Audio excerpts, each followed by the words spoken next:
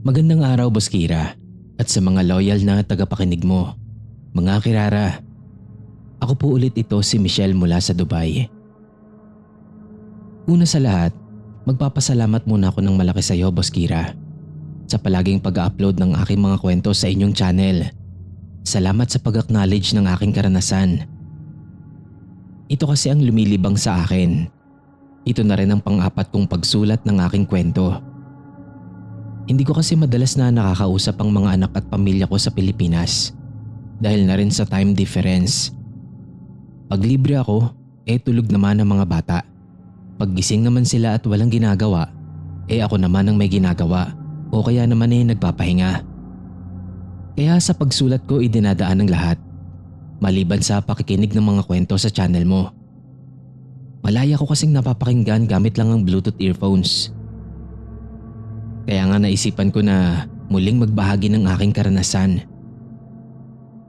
Noong isang araw kasi, nakikinig ako sa channel mo. Yung about sa buntis na inaaswang. Meron din kasi akong personal na karanasan na ganun. Bagaman hindi ko mismong nakita yung aswang, malimit, tunog, amoy at pakiramdam lang. Hindi kasi ako gaanong naniniwala sa mga yan. Para sa akin, hindi sila mga natural na nilalang na nabibilang sa natural na mundo. Para sa akin, sila yung mga taong may weird na paniniwala at may masamang sinasamba na kung ano-ano. Na pag meron silang pinaslang, lalakas ang kanilang sinasabing kapangyarihan. Teka, hindi ko sinasabing hindi sila totoo ha. Totoo sila, meron nga akong karanasan Gusto ko lang ibahagi ang saloobin ko. Meron ulit akong mga kwentong gustong ibahagi sa inyo. Una ay yung kwento ng mga tiyahin at nanay ko mismo sa akin noong bata pa ako. Nung ipinagbubuntis daw ako ng mama ko, ako kasi ang panganay sa lahat. Panganay na anak, panganay din sa magpipinsan. Noon daw na ako ay ipinagbubuntis pa lang ng nanay ko. Sa Maynila sila nakatira, sa may Pasay banda. Doon kasi nag-work ang tatay ko. Mga bata pa sila noon. Tatay ko early 20s pa. Si nanay naman 19 pa lang ata. Hindi naman kagandahan ng nanay ko. Maliit lang siya at may kaitiman. Pero malakas ang dating niya. Lapitin talaga siya ng mga kalalakihan. Pero ang tatay ko ang nagwagi. Gwapo kasi ang tatay ko. Kamukha ko.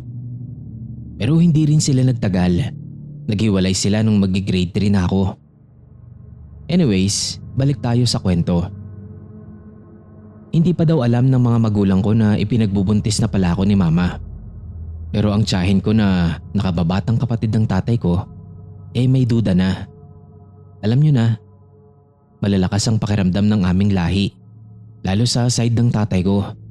Mula kasi sila sa lahi ng mga manggagamot.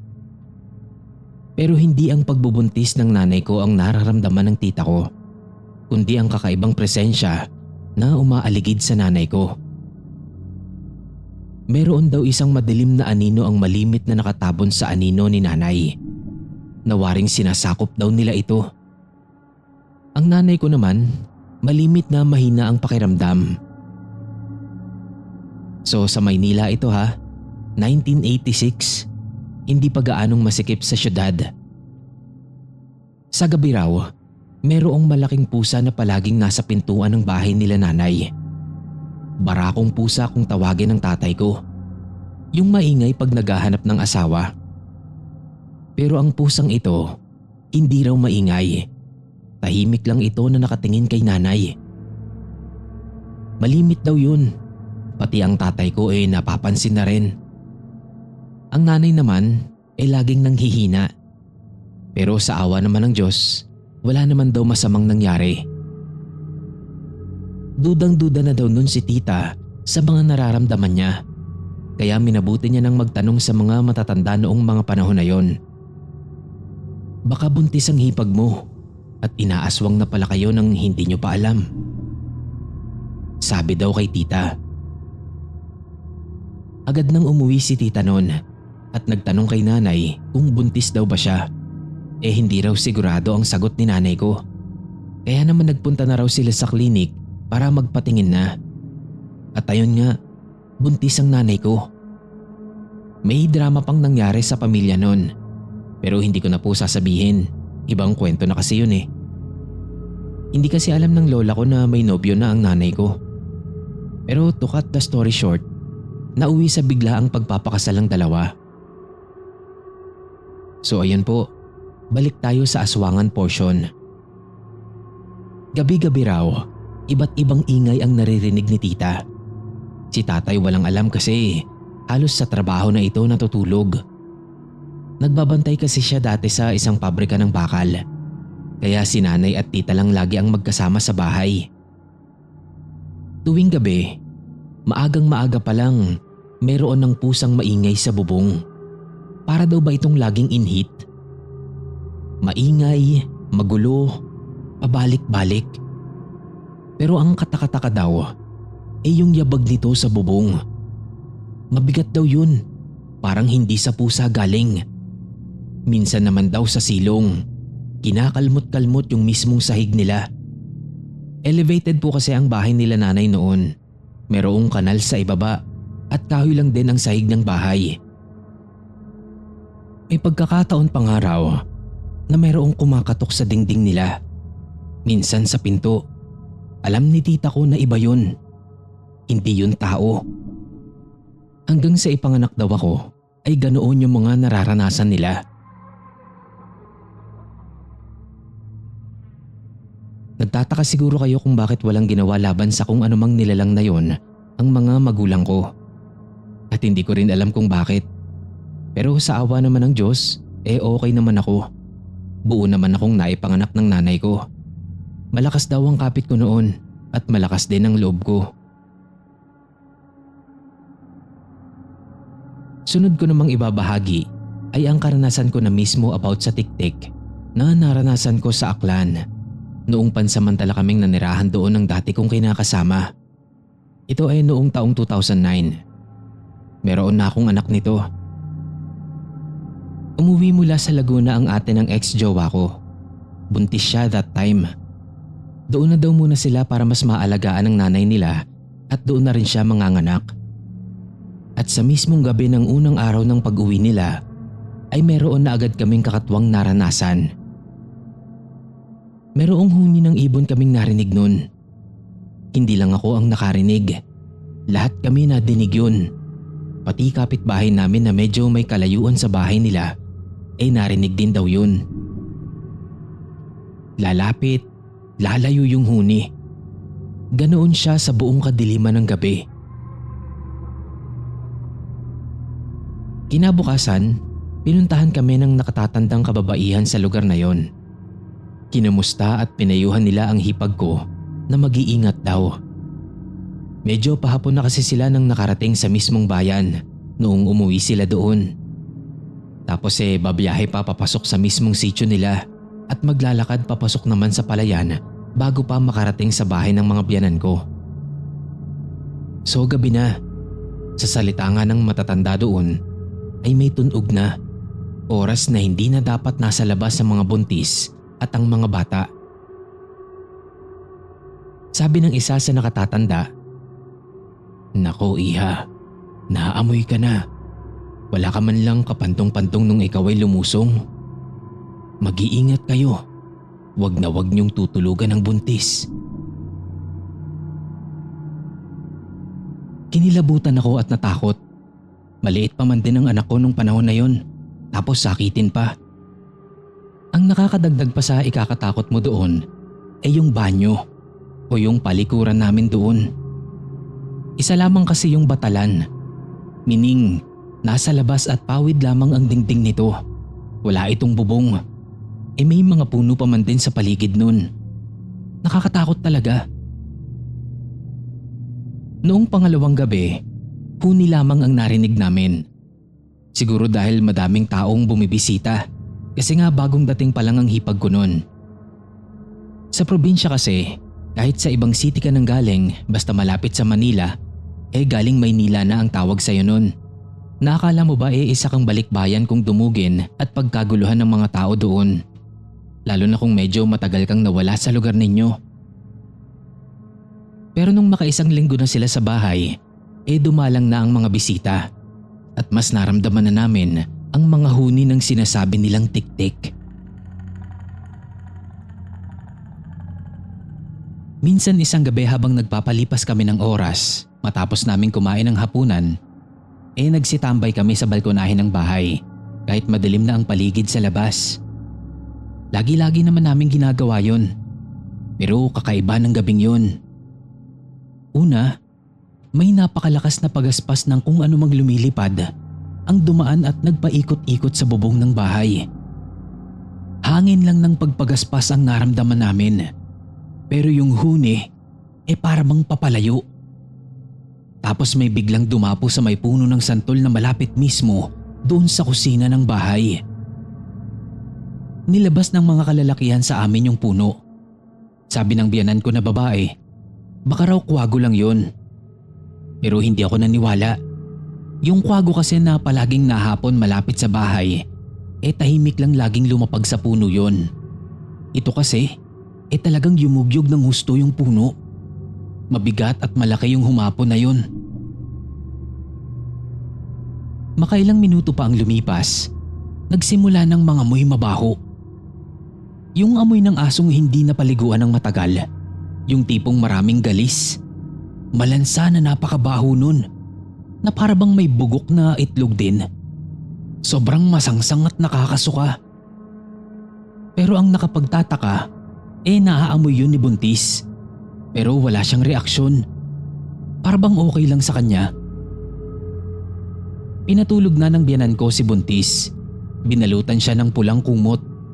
Nilagyan din siya ng pulang kulambo. Meron ding kulay pulang telang nakabalot sa tiyan niya. Malaki ang paniniwala nila sa mga aswang.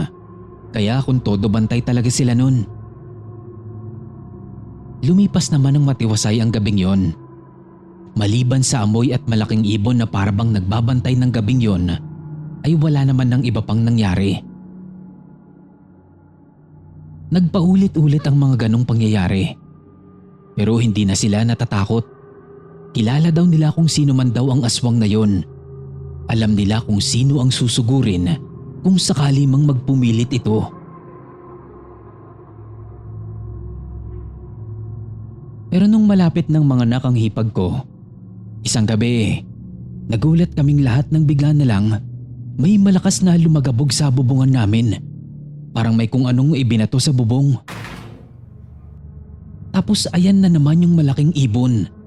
Mas malapit na ito ngayon. Hinahampas niya yung bubong gamit yung pakpak niya. Tapos may punto pa nga na nasa isang lugar lang siyang naglalagi at parang kinakalmot niya yung dingding at yero. Ayoko nang tumingin sa mga siwang nun. Baka kasi makita ko pa yung mga mata nito na nakasilip mula roon. Nung panahon kasi na yan, malaki pa ang takot ko. Hindi pa ako ganoon katapang. Paulit-ulit yung ginagawa nung nasa labas. Tapos sa kabilang room naman, nagkakagulo na rin. Naninigas daw kasi yung tiyan ni Buntis. Tinawag ako ng biyanan kong babae. Tulungan ko raw ang hipag ko. Paglabas ko, muntik pa akong madulas. Basa ang sahig. Pumutok na pala ang panubigan niya. Mas maaga yun ng ilang linggo sa expected date namin ng mismong panganganak niya. Okay pa naman daw ang hipag ko bago sila matulog. Pero lumabas daw ito sa may balkonahe kasi naiinitan daw siya. Nang bigla na lang daw, may nalaglag na tuko mula sa bubong. Nahulog daw ito malapit sa tabi niya. At sa gulat daw niya, dali-dali na siyang pumasok sa loob ng bahay. Pabalik na daw sana siya sa kwarto nila. Nang bigla na naman daw may nalaglag na kung ano mula sa bubong. Tapos ang akala niya daw, naihilang siya sa salawal niya sa takot at gulat. Pero paano bigat na pala yun? Hinawakan ko yung tiyan niya. Ang tigas. Hindi naman daw masakit pero talagang matigas. Sobrang tigas. Pinalabas namin yung bunso nilang kapatid na binata pa noong panahon na yon. Pinasundo namin yung mga kapatid ng biyanan kong babae, pati na rin yung mga anak nito. Nagpaarkila na rin kami ng sasakyan o kaya tricycle. Kahit gabi at delikado, ilalabas na namin ang hipag ko. Yung duya ng anak ko, ikinabit nila sa kawayan. Nilagyan din nila yon ng pulang sapin. Tinalokbungan din nila ang hipag ko. Pagkatapos ay saka siya dali-daling itinawid sa palayan. Madami kami nun. Lahat kami may sulo at itak. Baka kasi bigla na lang sumugod yung aswang na yun. Boss Kira, kitang-kita ng mga mata ko na habang naglalakbay kami papunta sa ospital ay mayroong malaking ibon na lumilipad sa likuran ng sasakyan. Yung lipad niya para bang galaw ng stingray yung pakpak. Mahinahon ang paggalaw ng pakpak nun. Nakadistansya lang ito mula sa sasakyan namin. Hindi siya lubos na makalapit. Pero hindi niya kami tinatantanan. Andiyan lang siya't nakasunod sa amin hanggang sa makarating na kami sa ospital. Sa loob ng ospital nagkagulo ulit ang lahat. Dugo na ang lumalabas sa hipag ko. Tapos yung tiyan niya matigas pa rin. Mabuti na lang din at naagapan pa. Akala ko talaga noon ay hindi makakaligtas ang bata. Nasesarya ng hipag ko. Pinilit na isalba ang bata. Muntik na talaga, Boss Kira. Muntik na muntik na. Siguro sasabihin ng iba dyan na baka manananggal yung umatake sa inyo. Ang sagot ko hindi ko ho alam. At ayoko nang alamin pa. At lalong ayoko na rin sanang maranasan yun. Pero hindi ako nakaligtas. Nakaranas din ako ng ganyan sa pangalawa kong anak naman. Nagkahiwalay kami ng una kong kinakasama. 2 taon pa lang ang anak namin noon. Sumubok akong mag-asawa ulit noong 7 years old na ang panganay ko. Pero hindi stable ang naging relasyon namin ng ex ko na din na yon. After kong maipanganak ang pangatlo kong baby, naghiwalay din kami. So balik tayo doon sa story about sa pagbubuntis ko sa second child ko. Dahil nga hindi naging maganda ang relasyon namin ng second ex-partner ko, naisipan ko na sa Batangas na manganak sa lugar ng tita ko. At least doon ka ako, nandoon ang nanay-nanayan ko. Madalas noon, puro lang kami babae sa bahay. Ako, anak kong panganay, tita ko at yung pinsan kong babae. Madalas pa sa gabi na nakakauwi ang tita ko. Minsan nga ay hindi pa kasi may bahay siya na pinangangamuhan. Meron siyang mahigpit na bilin sa akin noon. Nakapaghapon na at nagpapausok na ang kapitbahay o di kaya siya mismo sa likod ng bahay ay wag na raw akong lalabas. Kasi puro punong kahoy ang paligid ng tirahan niya. At kung gusto naming pumunta sa kalsada, tatawid pa kami ng tulay sa agbang. Tuwing gabi, may mga ibon akong nadidinig. Usual na ibon na panggabi. Paniki o kaya kung ano-ano pang mga lumilipad na maliliit. Pero isang gabi, meron na rin akong naririnig na huni at pagaspas ng pakpak sa di kalayuan. Lilipad yon at padaan-daan lang na para bang may ayaw magpahapon sa kanya. Dito po sa story na to, wala talaga akong nakita. Puro mga naririnig at nararamdaman ko lang nung mga panahon na yon. Sa tuwing gabi na may ibon, may mabigat na akong nararamdaman. Nakakaamoy na rin ako ng amoy sulfur at may amoy sigarilyo na rin na nagmumula sa likod bahay.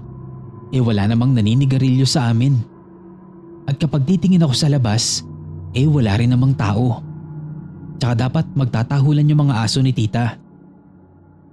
Hindi ko na lang din masyadong pinapansin yung mga bagay na yon sa tuwing maaamoy ko. Nakakatulog din naman ako ng walang abala. Hindi ko lang din alam kung bakit. Pero sa tuwing magsi-CR ako sa gabi, pakiramdam ko may nakabantay sa akin. Nung minsan pa nga na nagse-cellphone ako habang nakaupo sa inidoro, may narinig akong tumahim na para bang nagsasabi na ang tagal-tagal ko na sa banyo. Nung araw na nagsisimula ng sumakit ang tiyan ko dahil sa paglalabor, ay may pusang nakita ang tita ko. Palakad-lakad daw ito sa paligid ng bahay niya. Nabigla ako sa ginawa ng tita ko. Nagpakulo siya ng tubig at sa kanya binuhusan yung pusa. Take note po mahilig po sa pusa ang tita ko. at hindi po siya nananakit ng hayop. Pero iba daw po kasi talaga yun. Nung buhusan niya ng tubig yung pusa, ni hindi man lang ito umiyak o nagngiyaw at tumakbo. Pinusngitan lang kami nito at saka naglakad palayo. Ni hindi ito tumakbo. Sobrang kakaiba talaga. May attitude yung pusa. Nung gabi na yon, hindi na rin ako nakatulog ng maayos kasi sumasakit na yung tiyan ko nun. Tapos biglang sabi ni tita, makinig daw kami sa labas at makiramdam. Meron daw parang naglalakad. Tunog hakbang yun ng kabayo. Maganda yung paglakad nito na para bang nagro-ronda. Pabalik-balik ang paglakad nito. Sabi ko kay tita, "Tita, ano yan? Tikpa lang?" Tapos sinenyasan ako ni tita na wag daw akong maingay. Sabi niya matulog na raw ako dahil okay naman na daw ang lahat.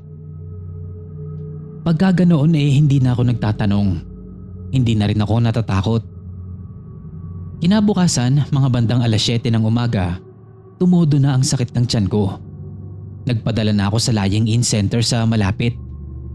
Mabilis lang na nailabas ko agad yung baby ko at napaka-healthy nito.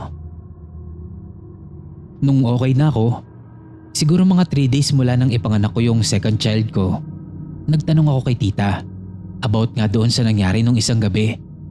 Sabi niya, bantay daw yun sa manggahan kung saan nakatirik ang bahay nila tita. May kapre nga din daw doon. Oo, Boss Kira. Tikba lang yung naging bantay ko noon habang naghihintay ako ng due date. Nakiusap at nag-alay daw ang tita ko. Kaya pala kada hapon, nagsisindi siya ng siga sa likod ng bahay nila at nagiiwan ng alak at sigarilyo. At oo, meron talagang tiktik na gustong umaligid sa akin. Nakumpirma namin ito noong mag-iisang linggo na ang baby ko. Tanghaling tapat noon, nung biglang nagtatakbo papasok ng bahay yung panganay ko. Meron daw matandang babae na bumaba galing sa quarry ng mga bato. Nangihingi daw ng tubig. Sabi ko huwag niyong papasukin. Pero pinabigyan ko pa rin ng tubig. Pinasamahan ko na rin ng tinapay. Pinabili ko pa nga yung pinsan ko sa tindahan at nagpatawag din ako ng kapitbahay. Natakot kasi ako. Yung itsura kasi ng matandang babae sobrang nakakaawa. Madumi siya at may lapnos sa muka. Ang sabi niya, nabuhusan daw siya ng mainit na tubig ng anak niya. Kinabahan ako lalo nun. Kinuha ko na yung mga anak ko tapos ipinasok ko sa kwarto. Siniguro ko nun na malayo kami sa matanda. Nakakapagtaka naman kasi. Sa dami ba naman ng bahay sa may kalsada, bakit dito pa siya pumunta sa amin na nasa taniman ng mga mangga at may matarik na kwari ng bato sa likod? Tapos doon pa siya nanggaling. Yung itsura ng matanda, matandang matanda na. Tapos panay pa ang silip niya sa kwarto kung saan ko inilagay yung magkapatid. Ang dami niya ring tanong nun. Gusto niya ring tumingin ako sa kanya pero hindi ko ginagawa. Panay ang tanaw ko sa kalsada. Inihintay kong makabalik yung pinsan ko. Medyo nawala lang yung kaba ko noong nakita ko silang pabalik na. Kasama niya ang Kuya Tope, Kuya Renan pati ang ibang mga kabataan. May tanod din. Nakipagkwentuhan sila saglit sa matanda at saka nila inalalayan pabalik sa kalsada. Dinala daw yun sa barangay hall. Napailing na lang ako noon kasi alam mo yun, inaalalayan yung matanda papalayo sa amin at mistula siyang napakahina. Kukuba-kuba pa nga.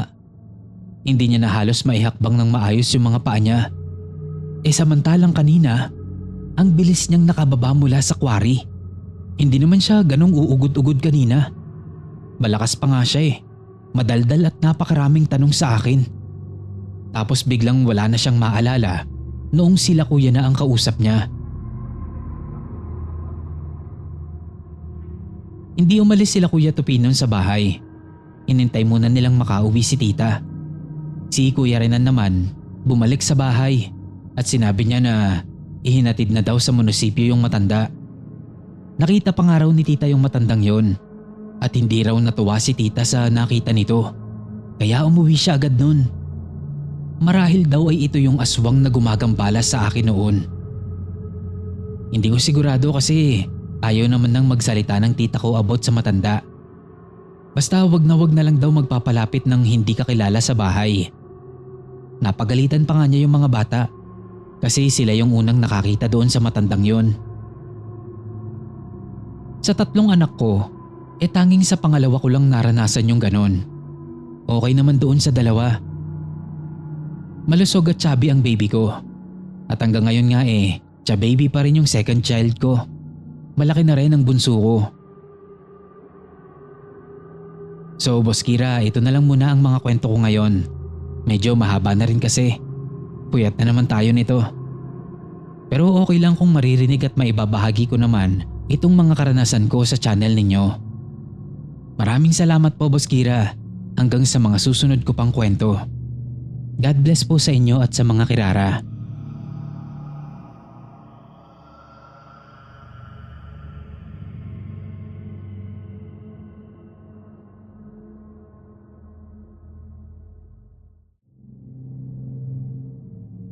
Yo Sir Kira, hello. Nandito na si Ali. Wow, parang bagsakan lang ah. So may panibago akong kwentong nakakakilabot na sobrang tanda ko pa up to this day. Simulan na natin yan. Noong bata pa ako, bilang pampatulog, lagi akong nagpapakwento sa lola ko ng mga horror experiences niya noong bata pa siya. Taga Samar kasi kami sir. So alam niyo naman yung mga usap-usapan doon mula sa Biringan at mga non-stop na iba't iba pang mga elemento. Hindi naman po sa pagmamayabang, pero maganda po ang lola ko simula pa nung kabataan niya. Maputi, mahaba at unat ang itim niyang buhok at rosy cheeks din po si lola. Pero hindi siya ganoon katangkaran. Mga nasa 12 or 13 pa lang daw sila noong mangyari ito. May isang beses daw na naglalaro sila ng ate niya sa gubat-gubatan. Hindi sinasadyang napalayo sila.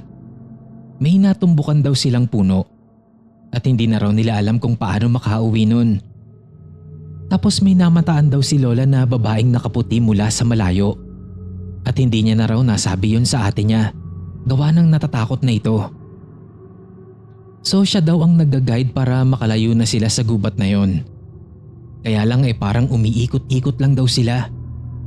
Nung mapagod na, ay napaupo na lang daw sila mismo doon sa puno ng balete na kanina pa nilang binabalik-balikan. Nakatulog daw sila nang di nila namamalayan. Nang magising na sila, nasa ilalim na raw sila ng lupa. Takot na takot daw yung ate niya nun. Itago na lang po pala natin sila sa pangalang Sita at B. Sabi daw ni Lola Sita, "B, anong gagawin natin? Paano tayo napunta rito?" Tarantang-taranta at takot na raw ang ate niya nun. Sabi naman ng lola ko, "Magtigil ka nga Sita, magdasal ka dyan. At kahit anong mangyari, huwag kang bibitaw sa akin." Muli silang naglakad. Tingin nila nasa mga 5 minuto na rin daw silang naglalakad nang makarating sila sa dulo. Nakakita raw sila ng liwanag kaya dumiretso pa sila. Pagkalabas nila sa ilalim ng lupa, nakakita raw sila ng malalaking building, tapos ang kikintab. Tapos may mga parang tao daw na ang tatangkad, ang puputi at mga nakatingin sa kanila na parabang nagtataka. Nagulat daw sila nang biglang may kumalabit sa likod nila. Napatalon si Lola Sita nun. Nagtago sa likod ni Lola B. Ang ganda raw ng babae. Nakaputing gown ito na silk. Nakalugay ang maitim nitong buhok. Matangos ang ilong at makintab daw ang balat nito. Tinanong agad ni Lola ko kung sino ito at bakit sila dinala doon. Sabi niya pa, ibalik na raw sila. Ngumiti lang daw yung babae sa kanila pabalik. Nalalong ikinanginig ni Lola Sita. Sabi ng babae, "Halimo na kayo't kakain tayo. Maaari niyo ba akong saluhan?" Hindi pa nga daw dapat si Lola B. Kaya lang ay bigla na raw nagbago ang paligid nila. Bigla silang napasok sa malapalasyong makintab na lugar at meron na daw mahabang lamesa bigla sa harapan nila. Natakam ang lola Sita ko noon sa dami ng mukhang masasarap na pagkain. Nagugutom na rin daw kasi sila noon dahil kanina pa silang nagpapaikot-ikot sa gubat. Napakarami daw pagkain. May mga prutas, manok, mga gulay at higit sa lahat, mayroon daw puti at itim na kanin. Alam na daw agad ni Lola B ang ibig sabihin nun. Sinabihan niya si Lola Sita na wag kukuha ng kahit na ano, lalo nang wag kukuha ng kanin na itim. Alalahanin daw niya yung sinabi ng lola nila. Maagap na nagtago na naman daw si Lola Sita sa likod niya nang mapansin itong tumayo yung babae na nasa dulo ng lamesa. Anito sa kanila, "Kumain kayo mga iha. Maaari kayong mamili dito sa kanin na ihinanda namin para sa inyo." Umiling silang dalawa, kaya lang mapilit ang babae. Kumuha sila ng prutas at manok para lang daw matikman. Nakaisip ang lola ko ng ideya. "Wala ba kayong asin dito? Walang lasa ang manok nyo." Natigalgal daw si Lola Sita nun sa sinabi ni Lola B at pabulong na sinabi nito kay Lola, "Huy, ano ka ba naman?"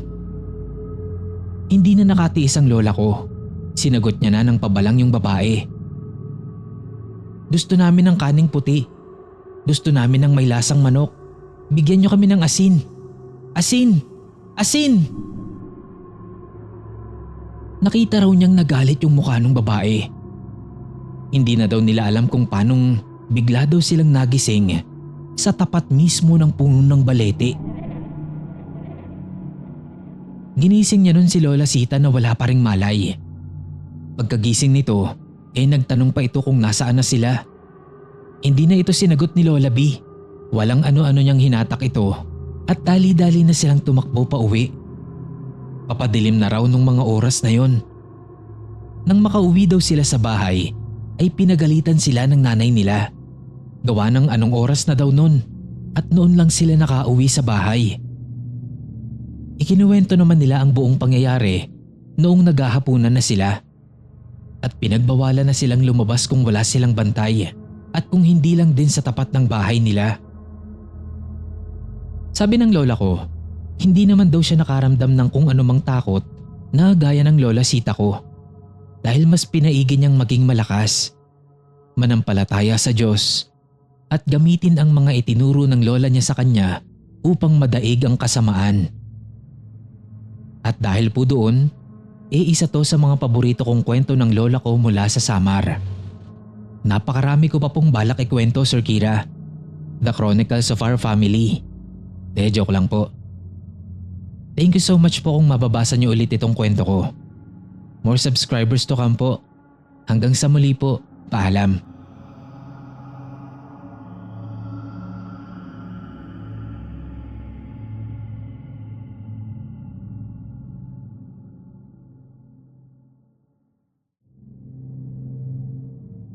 Hello Boss Kira, tawagin mo na lang akong RJ. May na-experience din akong gusto kong i-share dito. Nangyari to noong birthday ko. 13 yon at tumapat pa ng Friday. Not sure kung nadinig nyo na, pero may kasabihan noon na huwag ka raw lalabas ng birthday mo kasi mamalasin ka daw. Hindi naman ako naniniwala doon. Pero nung birthday ko kasi na to, saktong tumapat pa nga ng Friday. So may Friday the 13th pa na malas nga din daw. Nagkabiruan kami sa chat noon na doble-doble raw ang malas ko kasi lalabas kami mamaya para sa celebration ng birthday ko. Tapos Friday the 13th pa. Anyway, nasa trabaho pa ako that time. Malapit nang mag-alas 5 nun, kaya nag-aayos-ayos na rin ako sa area ko. Nung papunta na ako sa stock room, merong isang babaeng nakaputi na bigla na lang sumulpot sa harap ng cart na tulak-tulak ko. Munti ko na siyang mabangga nun. Pero buti na lang din at nakahinto pa ako. Nagtaka lang ako kasi para bang hindi niya ako nakita. Kasi dire-diretso lang yung lakad niya na parang may hinahanap pa. So hindi ko na siya pinansin. Nagdiretso na lang ako sa stockroom namin at ibinalik ko na yung mga stock na nasa cart ko. Explain ko lang po muna para sa mga walang idea sa stockroom ng mall. So bale malaki yung stockroom na yon. Pero hati-hati siya para sa iba't ibang brand. Yung divider niya ay yung square matting na bakal. Tapos syempre, may sari-sarili din kaming mga lock doon. Madilim doon palagi kahit pa nga umaga. Kaya nagmamadali na ako nung inayos yung mga returns ko. Nakakatakot kasi talaga doon, lalo na kapag mag-isa ka lang. Tapos dulo pa yung pwesto namin. Madalas, wala ka talagang makakasabay doon. Kaya nung madinig ko na nagbukas-sara yung pinto, mas binilisan ko na yung pagsasalansan para makalabas at makapag-out na ako. Nung malapit na ako sa exit ng stockroom, nakita ko na naman yung babae. Pero that time, nasa loob siya ng stockroom ng isang brand. Kinilabutan na ako agad. Siyempre, bawal naman ang customer doon sa loob. Kaya paanong mapupunta doon yung babae na yun? Nagmadali na akong mag-out nun. Tapos nagstay na muna ako sa locker at nagdasal. Naniniwala kasi talaga ako na hindi lahat ng nakakasalubong natin sa araw-araw ay mga buhay na tao. After nun, umuwi na rin agad ako. Dahil susunduin ko pa yung girlfriend ko bago kami makipagkita sa mga friend namin. Mga 9 PM, nasa resort na kami. Inuman lang. Tapos yung girlfriend ko, pati ibang mga kaibigan namin, nakalublob na sa pool. Light beer lang naman yung iniinom namin. At ilang bote lang ang dala namin kasi yung ibang kasama namin, may pasok pa kinabukasan. Kaya masasabi ko talagang walang nalasing nung gabing yon. Pero nung mga bandang alas 11 na, yung isang kaibigan namin na babae, na tawagin nating Erica, kung ano-ano na ang sinasabi. Tapos umiiyak pa, kaya mas lalong hindi namin maintindihan yung sinasabi niya. Maya-maya, nagsuka na siya, kaya dali-dali akong kumuha ng timba sa CR. Pagpasok ko sa kwarto, may babaeng nakaputi, nakatalikod dito sa akin. Hindi ko siya kilala, kaya akala ko nagkamali ako ng pasok ng kwarto. Nagsorry pa ako nun at dali-daling pumasok sa kabila, which is hindi ko pa rin kwarto. Pero dahil sure naman akong mga gamit ng mga kaibigan ko yung nandoon, pumasok na rin ako sa CR nun at doon na kumuha ng timba. Mabilis akong bumalik sa pwesto namin at doon namin pinasuka si Erica. Habang busy sila kay Erica, tinanong ko yung girlfriend ko kung nasaan yung room namin at itinuro niya yung unang kwarto na pinasukan ko kanina. Sabi ko hindi yun kasi napasok ko nga yun at meron ka akong babae sa loob ng CR na hindi ko kilala. Pero sabi niya malabo daw yun dahil sigurado daw siyang doon siya nagpalit ng panligo niya. Hindi na lang ako nagsalita pa ulit. Maaga naming pinagpahinga si Erica, kaya nakapagpatuloy pa kami sa pag-enjoy namin. Bale, pahinga na lang talaga kami noon. Lahat nag-aalala kay Erica. First time daw nilang nakitang ganoon ka-stress sa problema si Erica. Ako naman, inaalala ko kung sino yung babae sa kwarto namin na nakita kong nakatayo sa loob ng CR. Maya-maya, inaya kaming magdasal ni Chris. Kanina pa raw kasi siyang hindi mapakali. Nung magkita-kita raw kami, bigla daw bumigat ang pakiramdam niya, lalo na nung nasa loob na kami ng sasakyan. Nagpabilog kami ng pwesto noon, tapos si Chris ang nag-lead ng prayer. Habang nagdarasal, nun ko lang naalala yung matandang babae sa mall na para bang hawig sa babaeng nakatalikod na nakita ko kanina sa loob ng kwarto namin. Kinilabutan talaga ako nun. After ng prayer namin, nagligpit na kami. Ibinulsa ko yung asin na dala namin.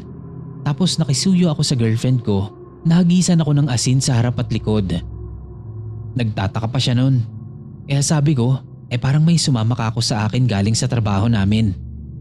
Kasi 3 beses na yun na nakita ko yung babaeng nakaputi na yun. Maski yung girlfriend ko, inilabutan sa sinabi ko. Kasi daw pala, nasabi ni Chris kanina na may nararamdaman daw ito sa kwarto namin. Bale nagdalawang kwarto kasi kami noon.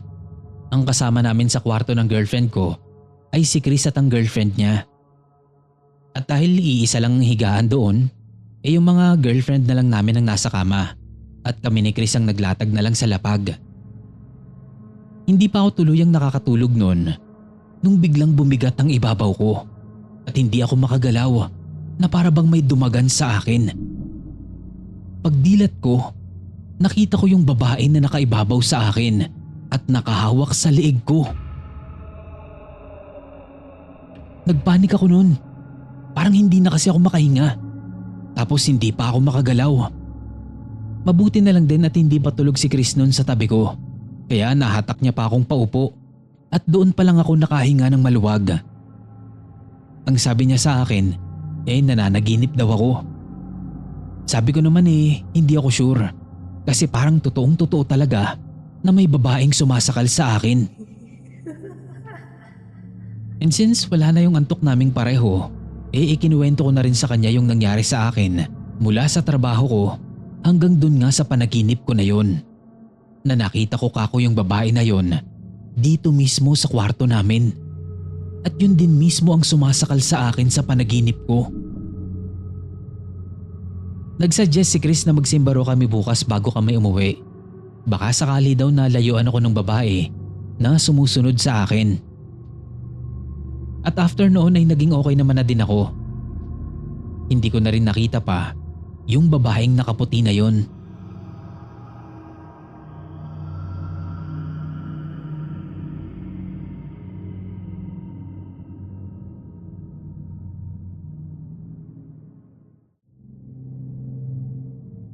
Good day po Sir Kira at sa lahat ng mga nakikinig sa channel ninyo. Gusto ko lang magbahagi ng nakakatakot na karanasan ko sa isang sikat na paaralan dito sa Cebu. At nangyari po itong nakakatakot kong karanasan taong 2019.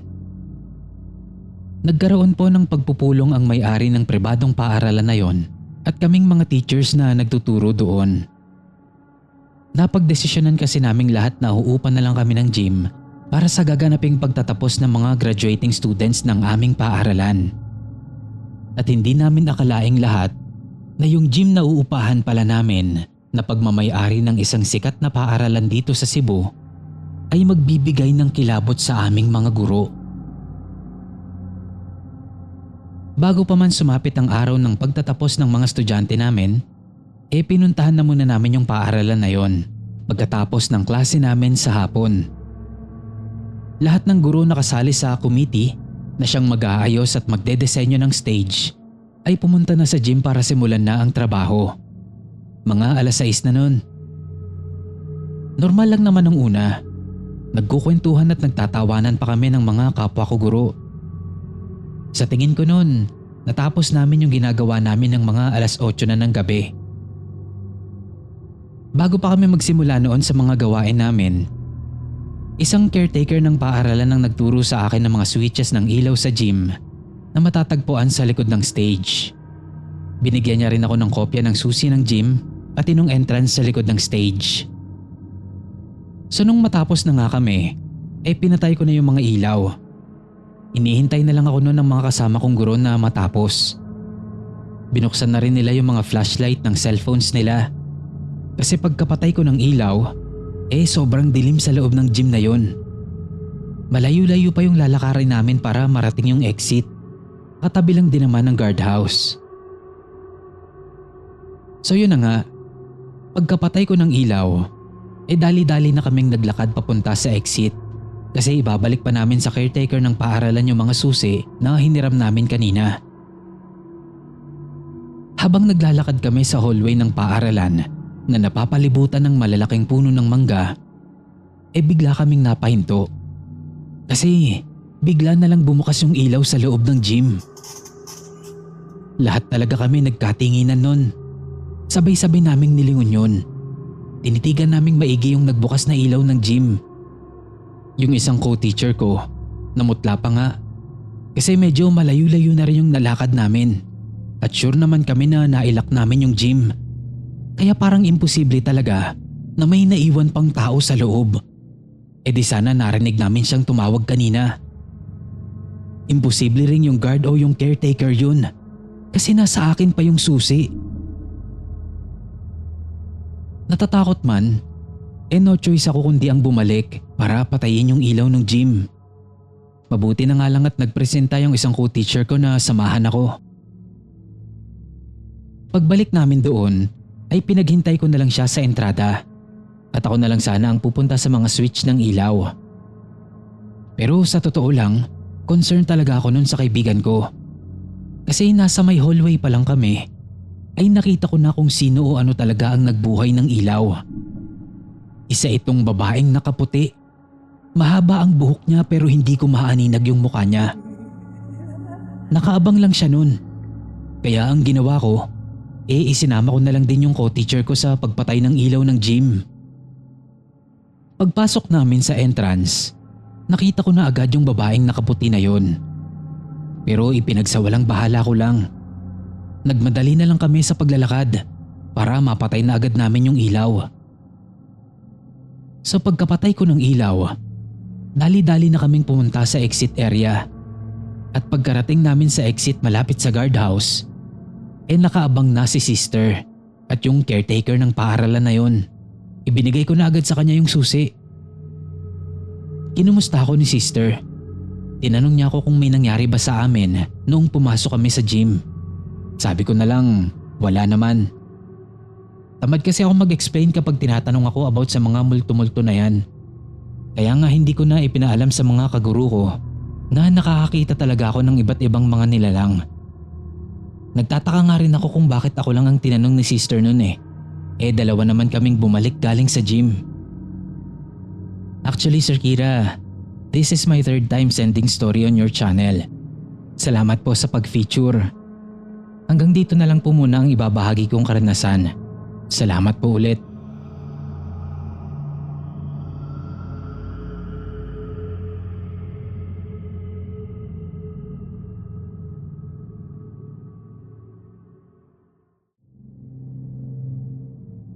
Hi Sir Kira, itago niyo na lang po ako sa pangalang Rian. Nangyari ito noong grade 6 pa lang ako. Bale pang umaga kami noon. Mga 5:10 ng umaga, nandoon na kami kasi may flag ceremony pa kami. O di kaya naman, papasok lang kami ng maaga kapag gusto naming mauna at tumambay sa room namin. Maya-maya lang ay unti-unti na ring dumami ang mga estudyante at nag-start na rin ang flag ceremony namin. Hindi na kami sumama o umattend ng isa kong kaklase dahil inutusan siya ng advisor namin na pumunta sa kantin upang ibigay yung papel sa teacher doon. Sinamahan ko siya kasi siya lang mag-isa ang pupunta ron. Agad naman naming ibinigay yung papel pagkarating namin sa kantin. Pagkatapos nun, inutusan ulit kami. Punta daw kami sa 3rd floor para naman ibigay yung regalo sa guidance office. Di syempre sunod naman kami. Madilim pa ang hallway ng mga oras na yon. Pagdating namin sa guidance office sa 3rd floor, nagpaiwan ako sa labas at yung kaklase ko na lang ang pumasok sa loob ng guidance. Habang hinihintay ko siya, mga ilang segundo lang, may naaninag akong matandang babae na nakaupo sa dulo ng fire exit. Mahaba ang buhok niya. Mahaba rin yung suot niya na kulay puti. Napansin kong nakatingin siya sa direksyon ko at parang ang galit pa yung pagkakatitig niya. Nakaramdam ako ng pagtataka at kaba nun, pero ipinagsawalang bahala ko na lang din. Inisip ko na baka namamalikmata lang ako. Maya-maya lang ay lumabas na yung kaklase ko at nagulat ako sa sinabi niya kasi akala niya raw ay merong nakaupong matandang babae sa may fire exit. At syempre, dahil nga biglang nawala yung matandang babae kung saan namin ito nakitang nakaupo, nagkatakutan na kami. Nagkatinginan kami nun, sabay karipas ng takbo pababa.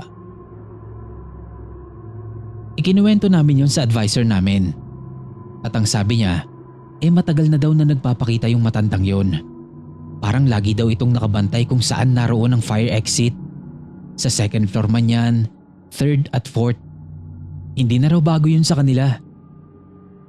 Ang sabi pa nga ng teacher namin ay may nakatira daw na pamilya sa AVR namin. Ayun lamang po Sir Kira, pasensya na po kung hindi gaanong nakakatakot ang kwento ko. Sana po ay mabasa at ma-upload nyo pa rin. Maraming salamat po.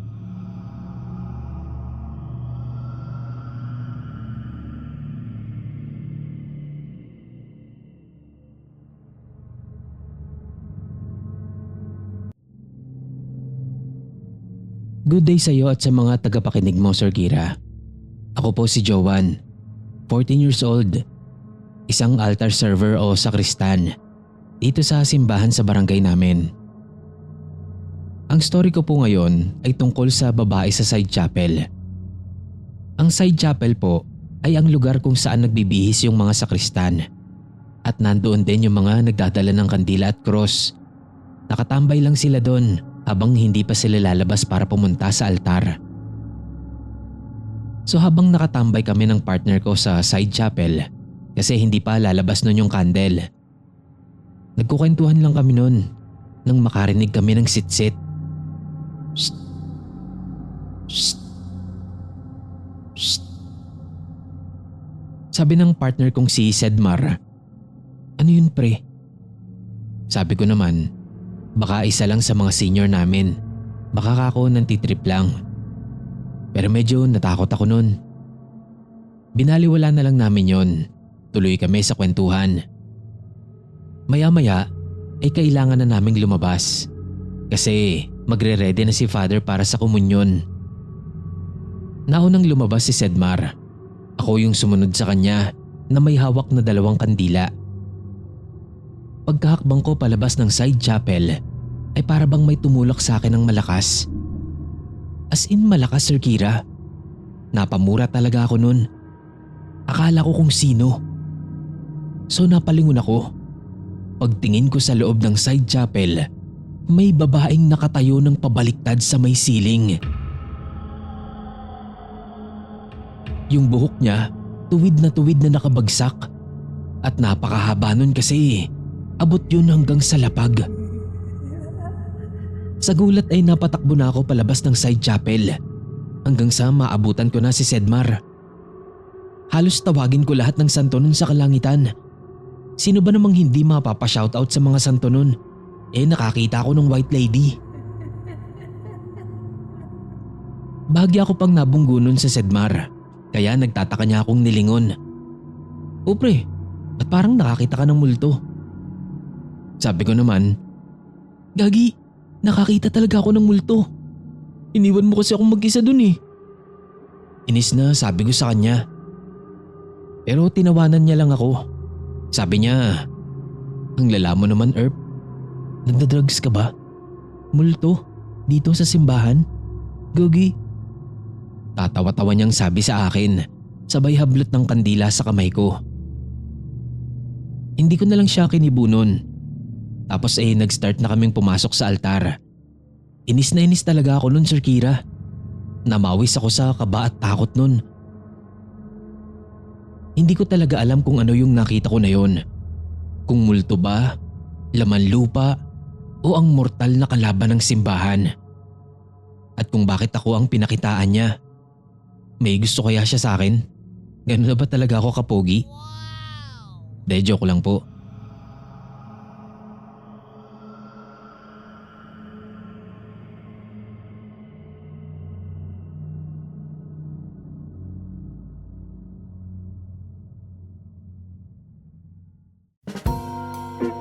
Yo, Kirara, so kumusta kayo?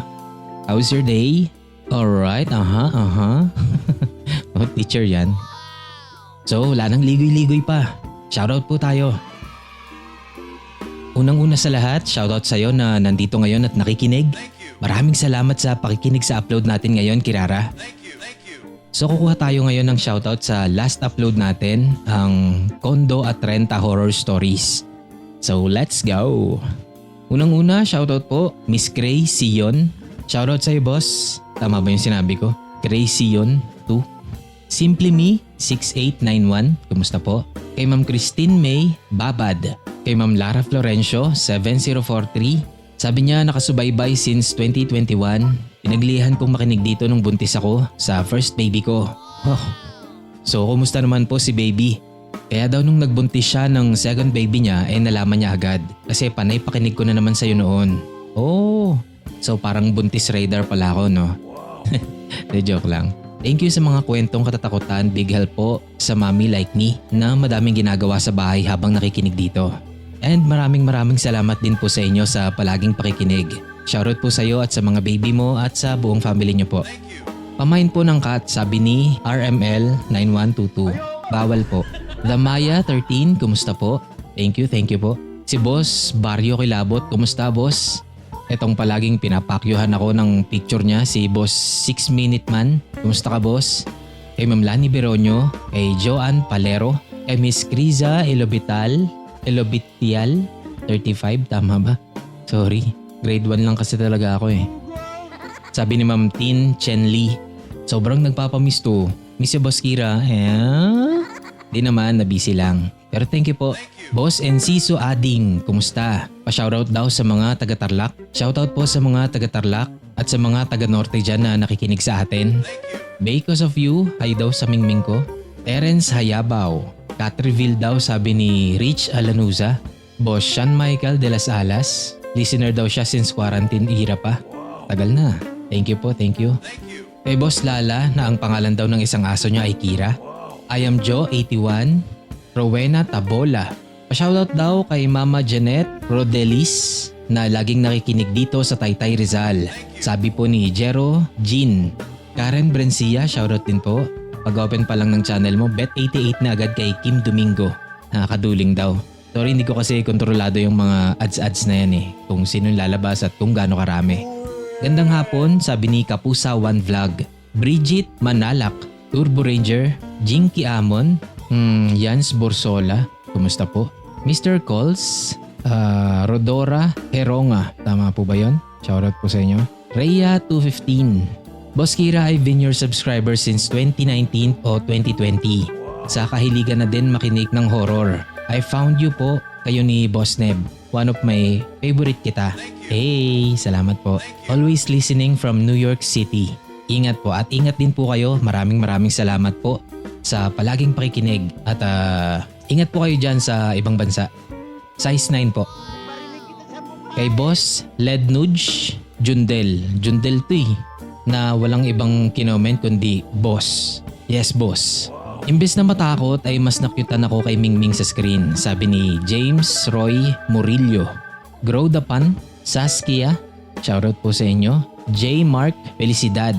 Boss Idol, silent listener, upload ka always. Aabang kami dito. Yes po, medyo naging busy lang nitong nakaraan pero tutuloy-tuloy naman tayo. Thank you po. So, bago tayo matapos, gusto ko lang batiin ng happy birthday ang lahat ng may birthday ngayon at ang lahat po ng may isineselebrate. Congratulations po sa inyo. Good luck naman po sa lahat ng may inaabangan ngayon. At yun.